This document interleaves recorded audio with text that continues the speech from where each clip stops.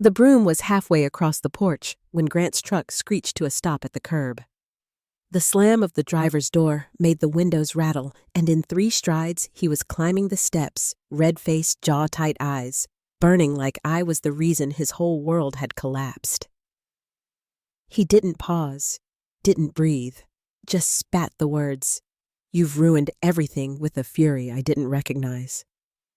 Before I could even ask what he meant, his hand lashed across my face so fast, I only registered the crack in my ears before the sting reached my cheek.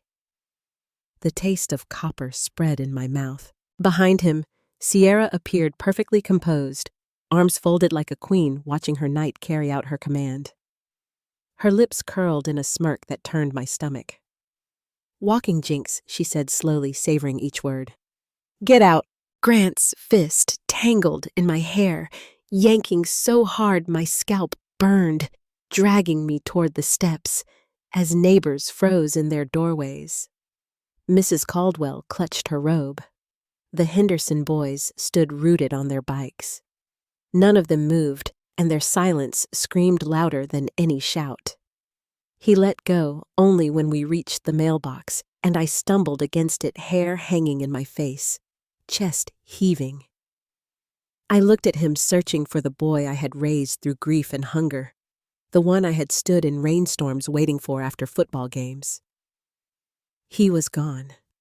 What remained was a man wearing Sierra's approval like a mask. They turned away hand in hand, their taillights vanishing into the night, leaving me with nothing but the throbbing in my cheek and the weight of shame pressing into my bones. Yet beneath that shame was something sharper, colder, a steel I hadn't felt in years. It hadn't started here. Storms never begin with the first clap of thunder. They build slowly, silently. When Grant was 7, his father collapsed on a factory floor, and in an instant, I was a widow with no degree and a boy who needed me to carry the weight of 2 parents. I worked double shifts, sometimes napping in my car between cleaning offices and waiting tables. I sold my mother's gold bracelet to cover his college deposit. I co-signed loans I couldn't afford when he dreamed of opening his first business. I thought sacrifice would be enough to show him love. But somewhere along the way, he learned not the value of it, only the expectation. When Sierra entered his life, she came wrapped in polished charm. At first, she smiled and brought flowers, but her words were edged. "It must be hard living alone all these years," she'd said the first night we met. Over time, her voice slipped into his. His calls dwindled. His tone grew clipped evaluative, as if I were an employee being reviewed. She didn't need to shout. The tilt of her head was enough. And now, on my own front porch, I saw how completely he had become hers. Inside, I locked the door, bolted it, and faced my reflection under the harsh bathroom light. My lips split my cheek, blooming red, my scalp raw where his hand had torn strands of hair. I took photos one after another, documenting the proof. This would not be hidden. Not again. I reached for my phone. Marina Holt answered groggily, her voice sharpening when she heard mine. Years ago, I had covered her rent 3 days before she would have been evicted. Now I asked for help. She didn't hesitate. "You need protection tonight, and eyes on them before they realize you won't crawl away quietly." The one man who could find answers without leaving footprints was across the street, Victor Ames, a retired sheriff whose quiet gaze missed nothing. When I called, his reply was immediate. "Bring me what you've got, tomorrow morning." 2 days later, he set a manila envelope on my kitchen table. The cabin property deed was transferred into Sierra's name. Withdrawals from your savings funneled into a joint account you never opened, and an LLC in her name filled with your money. Each sheet of paper was a betrayal carved in numbers and signatures that weren't mine. My son and his wife were not just cruel, they were thieves. Victor leaned back, eyes steady. "This is enough to get law enforcement involved." "But the question is, how do you want to play it?" I placed my palm over the stack of papers, holding down the anger threatening to spill. Then came the text. We need to talk. Come by today. No apology. No shame. Just an order. They thought they could still control me. But storms don't only destroy. Sometimes they clear the air for something stronger to rise. Their house gleamed like a magazine spread when I arrived that afternoon, all white furniture and polished floors, sterile in its perfection. Sierra opened the door with her practiced smile, one that never touched her eyes. "Lena," she said smoothly, stepping aside. Grant lounged in the armchair like a king offering mercy. On the glass coffee table sat a stack of papers neatly aligned, a pen poised beside them. "Let's make this easy," he said, tapping the top page. "Sign. Take the payout, and we can all move on." I glanced down. Non-disclosure agreements, waivers of claims. Legal jargon designed to erase not only what they'd done, but any chance I'd hold them accountable. Then I noticed the phone angled on the side table, its tiny red light glowing. They were recording, hoping to bait me into anger, to capture something they could twist into evidence of their innocence. I kept my voice calm. "You've both thought this through," I said, lightly flipping a page. "The payout's generous, considering it's my money you're offering me." Grant's jaw twitched. Sierra's smile faltered. I placed the papers back exactly as I found them. "This was your one chance to walk away." Then I turned and left the sound of my heels steady against their perfect floor. By the time I reached my car, the adrenaline had cooled into something sharper strategy. At the diner that evening, Marina sat with a legal pad pen tapping, and Victor across from her, with his steady eyes. I laid the evidence between us: deeds, bank statements, transfers to Sierra's LLC. Marina skimmed each page, lips pressed thin. "This is clean," she murmured. "They can't spin these numbers." Victor slid over a small USB drive. "Security camera across the street," he said. "Clear view of your porch. Captures the slap, the dragging, even her calling you a walking jinx." My fingers closed around it. Proof. Unedited. Marina leaned back, eyes sharp. "We have assault, financial theft, and witnesses. What we need now is reach. Someone who can put this in front of the right people before they bury it." I knew exactly who. Evelyn Cruz, a journalist who owed me from years ago when I'd given her a lead that saved her career. I called her that night. She picked up on the first ring, the hum of a newsroom behind her. "I have a story," I said, "but you can't use my name. Not yet." Within hours, I was in her office, sliding the envelope across the desk. She read each page slowly, her face hardening. When she saw the footage, the slap sharp in the silence, Sierra's voice clear, the neighbors gasping in the background, she closed the laptop and said only, "This runs. Your name stays off until your lawyer says otherwise." The following morning, Marina filed an emergency motion to freeze any assets tied to my accounts. By evening, Victor confirmed the freeze was in place. "They'll feel it," he said. "That LLC's no longer their personal ATM."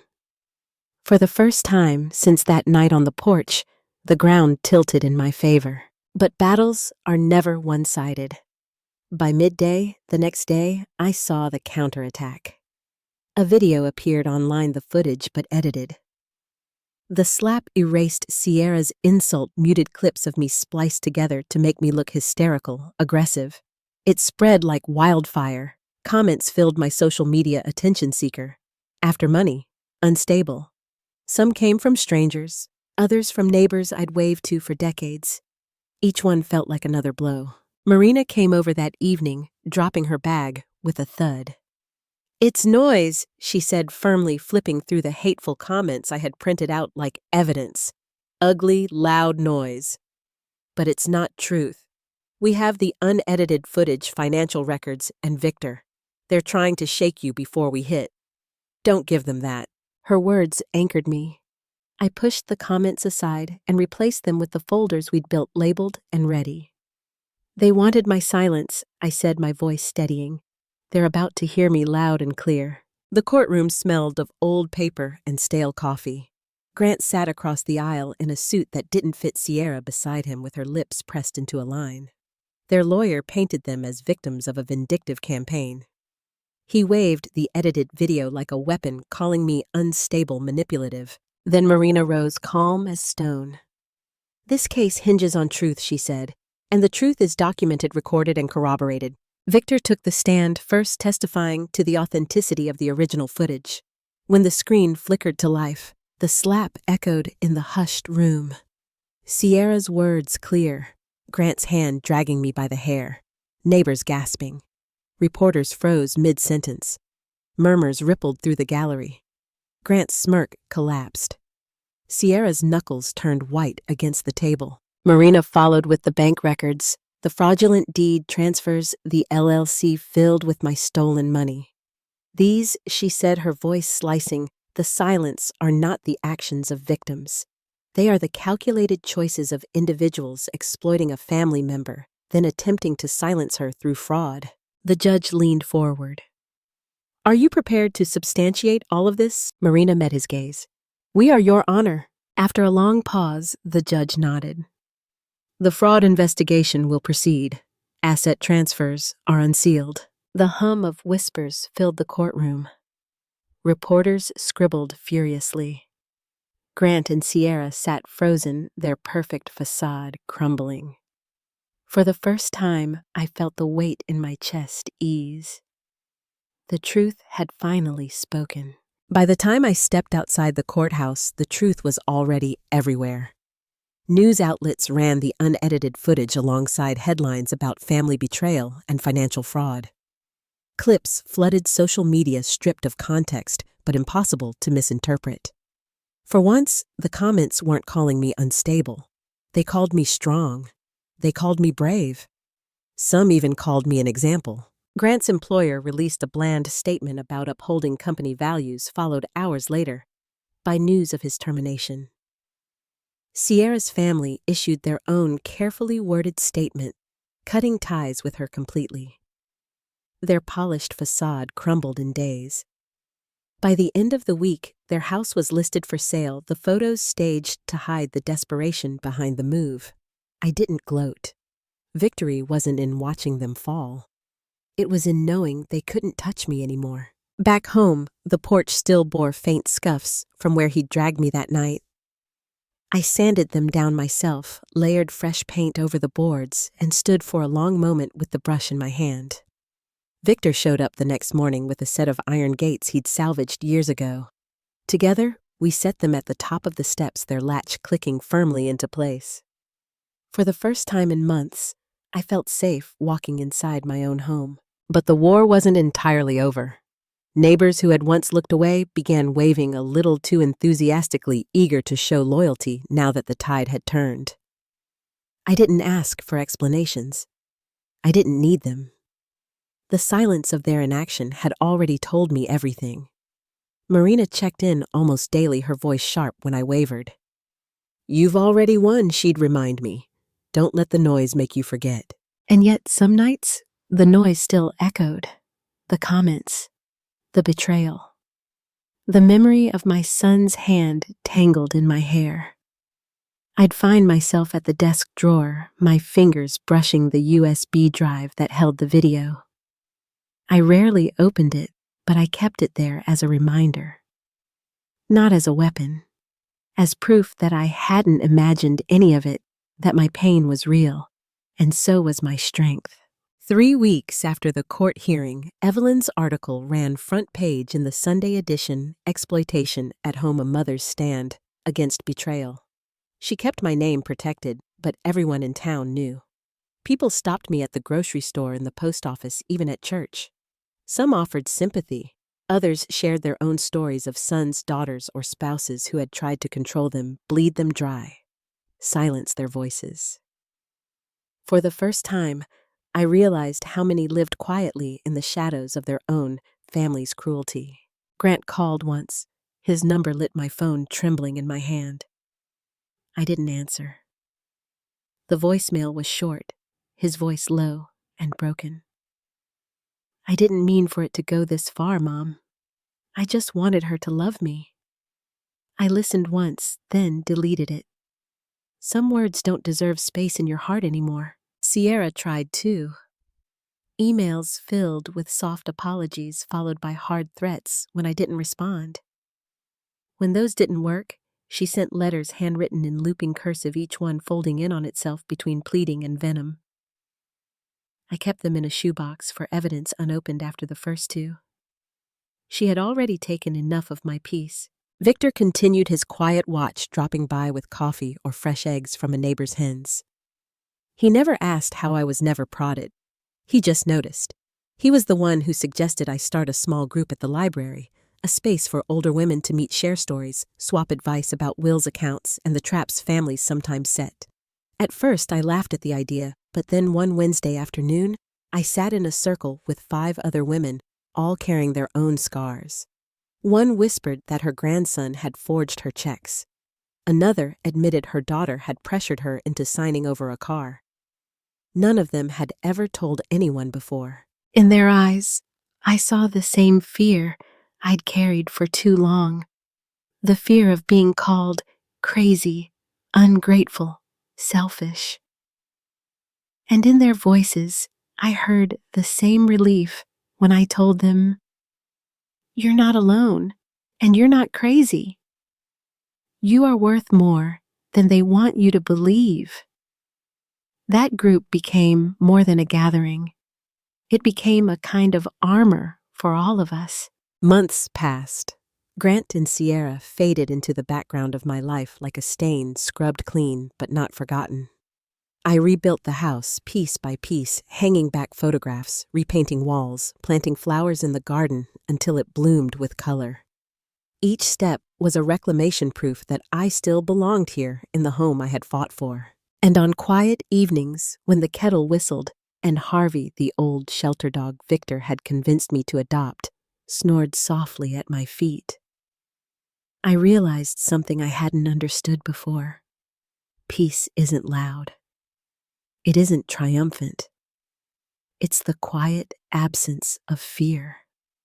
The knowledge that no one will ever again twist my love into debt. The final confrontation came quietly, without the drama I once feared. Grant stood at the edge of my porch one Saturday morning, months after the court case. He looked thinner, older, like the weight of his own choices had finally begun to show. His hands hung at his sides, empty, like he wasn't sure what to do with them. "Can I come in?" he asked. I studied him through the iron gate. For years, I had opened the door to him without question. This time, I didn't move. "You can stand there," I said. My voice didn't shake. "Say what you came to say." His shoulders sagged. I wanted to explain. Sierra. She got into my head. She made me think I wasn't enough, that I needed to prove something to keep her. I thought if I gave her the house, the money, the life she wanted, she'd stay. I let the silence sit between us. Once I would have rushed to fill it, to comfort him, to tell him I understood. Not anymore. "You hurt me," I said finally. "Not just that night, but every time you let her speak for you. Every time you chose silence over truth. You weren't a boy then. You were a man. My son." His eyes flicked up wet at the edges. "I know, and I'm sorry." I wanted to believe him, but apologies don't rebuild what's been torn apart. They only acknowledge the ruins. I nodded once, then turned the latch of the gate. "You don't get to walk back in like nothing happened. If you want a place in my life, you'll have to earn it. Slowly, patiently, and only if I decide it's safe for me." Grant swallowed hard, nodding. "I'll try." Then he turned and walked back to his car, leaving me with the sound of gravel crunching beneath his tires. Inside, I sat at the kitchen table and breathed. I wasn't shaking. I wasn't crying. For the first time since the night he dragged me across the porch, I felt steady. Boundaries weren't walls to keep people out. They were doors I could choose to open or not. And this door would stay shut until I was ready. In the weeks that followed, the house grew lighter. The scuffs were gone, the garden bloomed, and Harvey had claimed the sunniest spot in the living room as his own. Victor still dropped by, bringing tools or stories about his grandkids. Marina called less often, but always with news of progress on cases she'd taken after mine. Evelyn's article had sparked a ripple far beyond Willow Creek. Women from neighboring towns had begun speaking out, showing up at courthouses with folders of their own. The echo of my fight was giving them permission to start theirs. The women's circle at the library grew too. At first 5, then 10, then 15. We sat in folding chairs under buzzing fluorescent lights, drinking lukewarm coffee, but it didn't matter. What mattered was that we spoke. We swapped advice about power of attorney savings accounts, how to spot manipulation before it took root. Some came just to listen their silence, its own form of courage.